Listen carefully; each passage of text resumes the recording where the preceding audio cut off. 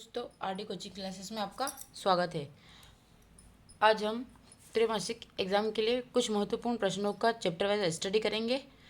सबसे पहला प्रश्न है 2 नंबर के लिए सार्थक अंकों से आप क्या समझते हैं। तो सार्थक अंकों से आप क्या समझते हैं? किसी मान में सार्थक अंकों की संख्या सभी निश्चित अंक तथा उसके पश्चात एक अनिश्चित अंक लिखकर व्यक्त की जाती है। जैसे उदाहरण के लिए अगर देखें तो 4.028 में 4 सार्थक अंक क्यों? क्योंकि 1, 2, 3 और 4। इसी प्रकार से अन्य एग्जाम्पल होते हैं, जैसे इसमें दे रखा है 0.0025। इसमें अगर सार्थक अंक बोले तो आगे के 3 जीरो की कोई वैल्यू नहीं होती है, इसलिए आपके कितने सार्थक अंक है? 2। इसकी बात की इसमें 1, 2 और 3 है। अगर इसकी बात करें तो 1, 2, 3, 4 है। अगर इसकी बात करें तो क्योंकि पीछे के महत्व होता है लेकिन आगे की जो शून्य का कोई महत्व नहीं होता, इसलिए यहाँ पे कितने हुए? 1, 2, 3, 4, 5, 6। और इसमें बात करें तो यहाँ पे 1, 2, 3, 4, 5 और यहाँ पर भी देखो तो 1, 2, 3, 4, 5। तो इस प्रकार से अगर शून्य आगे आता है तो शून्य के बाद अंक आ रहा है तो शून्य का कोई महत्व नहीं होगा, और अगर अंक के बाद शून्य आ रहा है तो उसका अंक का महत्व होगा। इसे हम नॉर्मल भाषा में सार्थक अंक बोलते हैं। ये आपको 2 नंबर के हिसाब से त्रैमासिक एग्जाम में देखने को मिलेगा।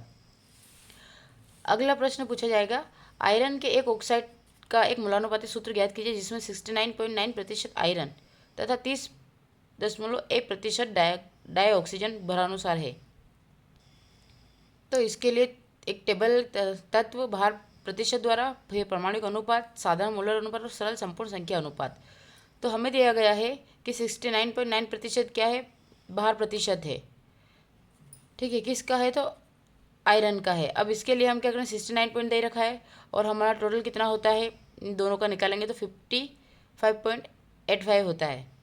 ठीक है, क्योंकि आयरन के ऑक्साइड का मूलानुपाती सूत्र बोला ना, मूलानुपाती सूत्र निकालने के लिए तो इसका होता है 55.85। तो बस इससे इसको डिवाइड करते हैं तो 1.125 आएगा। और साधारण मोलर अनुपात की बात करें तो 125 मतलब 1.25 से 1.25 डिवाइड हो जाएगा तो आपका कितना आएगा? 1 आएगा। और सरल संपूर्ण संख्या अनुपात की बात करें तो 1:2 कितना हो जाएगा? 2। उसके बाद अगर ऑक्सीजन की बात करें तो ऑक्सीजन का भार प्रतिशत द्रव्यमान इसमें देखा 30.1%, और आपका इसमें देखा तो 30.1% आपको दिया गया है। और ऑक्सीजन का होता कितना है? अणुभार 16 होता है। 16 इसको डिवाइड करना है, डिवाइड करने पर आपको कितना था? 185 आता है। और इसमें दिया कितना का आपको टोटल 1.25 यानी कि 1.25 इंटू 10 की पावर, ये इसको मल्टीप्लाई करेंगे तो आपका क्या आ जाएगा? 3। तो मूलानुपाती सूत्र क्या हुआ?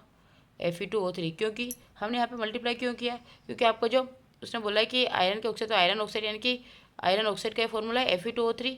अब Fe2O3 के लिए यहाँ से Fe आयरन के कितने दे रखे? 2, इसलिए हमने 2 का गुणा कर दिया। और O3 यानी ऑक्सीजन के कितना रखा है? 3, तो इसलिए 1.5 में हमने क्या गुणा करके आपका 3 प्राप्त हो गया। इसलिए हम बोल सकते हैं कि इसका इस प्रकार से आंसर आएगा।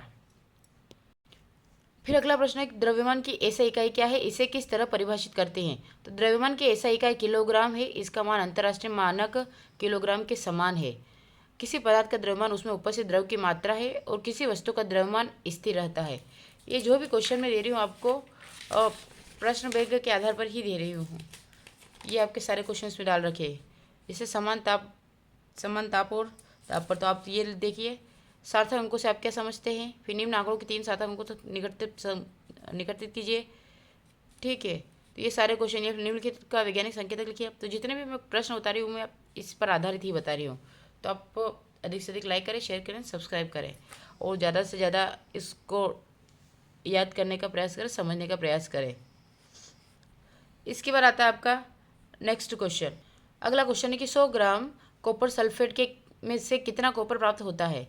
तो अगर हम बात करें तो 100 ग्राम कॉपर सल्फेट के 1 मोल में कॉपर के 1 मोल 1 ग्राम परमाणु होते हैं। अगर कॉपर सल्फेट अणुभार की बात करें तो 63.5। ठीक है, क्योंकि कॉपर का होता है और सल्फर का होता है 32। ऑक्सीजन के 4 दे रखे और ऑक्सीजन का होता है 16, तो 16 से 4 को मल्टीप्लाई करने पर 159.5 ग्राम मोल आ जाएगा। अब इसमें बोला गया है कि इसका होता कितना है, तो हम बोलेंगे कि 1.9 अपने कॉपर सल्फेट का पूरा निकाल लिया। 159.5 ग्राम कॉपर सल्फेट से प्राप्त कॉपर। हमें कॉपर की मात्रा कितनी दे रखी है इसमें, तो पहले हमने कॉपर की निकाली। कॉपर की हमें कितनी आ रही है? 63.5 ग्राम आ रही है। तो पहले 63.5 ग्राम को जो टोटल कितना आया था 156 ग्राम आया, इसे डिवाइड करने और 100 से मल्टीप्लाई कर दो तो आपका 39.81 आ जाएगा। तो ये आपका हो जाएगा कि 100 ग्राम कॉपर सल्फेट से कितना कॉपर प्राप्त होता है। नेक्स्ट क्वेश्चन दे रखा है, निम्नलिखित के मोलर द्रव्यमान का परिकलन कीजिए। सबसे पहले जल का, तो जल का अणुभार कितना होता है ये जल में हाइड्रोजन का अनुभार कितना होता है, तो 1.008 AMU होता है। और यहाँ पे हाइड्रोजन कितने 2 है, इसलिए 200 इसका मल्टीप्लाई करेंगे। वैसे ऑक्सीजन का कितना होता है 16, तो 2 का इसमें क्या 2 और 16 कितना होता है 18.16।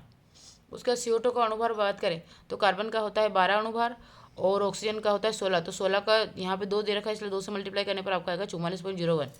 फिर आएगा आपका CH4, तो कार्बन का होता है 12 और हाइड्रोजन का होता है 1, और यहाँ पे हाइड्रोजन के कितने है तत्व परमाणु है 4, तो 4 से इसका मल्टीप्लाई करने पर कितने आ रहा है 4, ठीक है। तो 12 और 4 16, 42। ये अब के कुछ 2 नंबर के क्वेश्चन है और देखते हैं हम। अगला देखते हैं गुणित अनुपात का नियम क्या है, एक उदाहरण दीजिए। तो गुणित अनुपात का नियम, जब 2 तत्व परस्पर संयोग करके 2 या 2 से अधिक यौगिक बनाते हैं तो एक तत्व के भिन्न भिन्न भार जो दूसरे तत्वों के निश्चित भार से संयोग करते हैं सदैव सरल गुणित अनुपात में होते हैं। अगर उदाहरण की बात करें तो भार के अनुसार कार्बन मोनोऑक्साइड में 12 भाग कार्बन और 16 भाग ऑक्सीजन तथा CO2 में 12 भाग कार्बन और 32 भाग ऑक्सीजन है। तो यहाँ पर कार्बन के निश्चित भार 12 भाग संयुक्त होने पर ऑक्सीजन के विभिन्न भार क्रमशः 16 और 32 सरल अनुपात 1 और 2 में आता है, क्योंकि 16 एकम 16 16 दूनी 32, तो 1-2 का अनुपात बन जाता है। अब हम बात करते हैं एथेन के 3 मोल में निम्नलिखित की गणना कीजिए।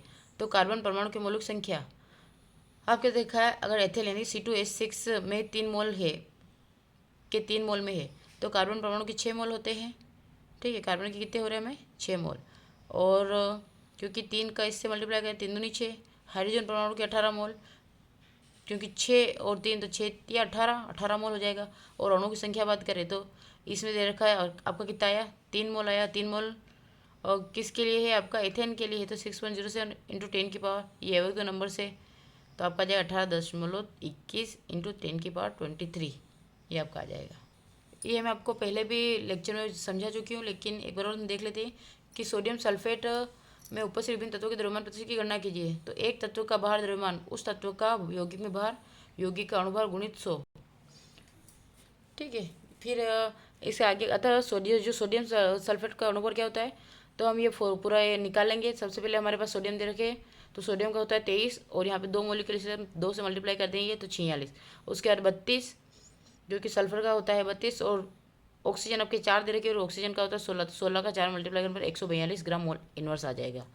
अब हम सोडियम का प्रतिशत निकालना है, तो सोडियम प्रतिशत के लिए सोडियम का हमारे पास कितना है 46, तो 46 बटे 142 इंटू 100 बराबर 32.39%। वैसे सल्फर का निकालेंगे तो सल्फर का हमें दे रखा है 32, तो 32 बटे 142 और फिर मल्टीप्लाई कर लेना आप। और फिर आता है आपका ऑक्सीजन, तो ऑक्सीजन का दे रखा है 64 और 64 का 142 में करेंगे गुणा 100 तो 45.07 आएगा।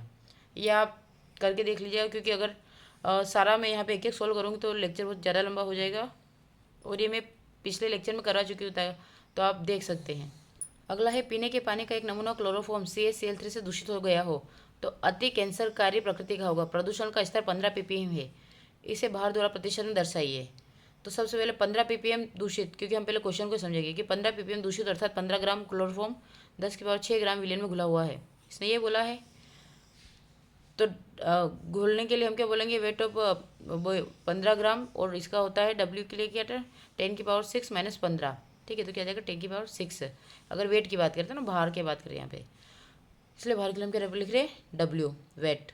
फिर इसका फॉर्मूला प्रतिशत भार द्वारा क्या होता है विलय का भार विलयन का भार, तो विलय का भार कितना दे रखा आपको 15 और विलयन का भार कितना है 10 की पावर 6 इंटू 100, तो आप इसका मल्टीप्लाई करके निकाल सकते हैं। यहाँ पे 2 है, 2 से यहाँ से गई तो कितने बचे 4, और जब ये 10 की पावर 4 बची तो जब ऊपर जाते हैं तो इन 15 के मल्टीप्लाई में 10 की पावर माइनस का 4।